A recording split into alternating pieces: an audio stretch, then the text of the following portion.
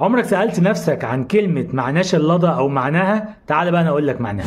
معظم الممثلين في المسلسل بتاع ريا وسكينة كانوا بيقولوا معناش اللضا، وكلمة اللضا دي زمان كانوا بيقولوها للناس اللي هي معهاش فلوس خالص.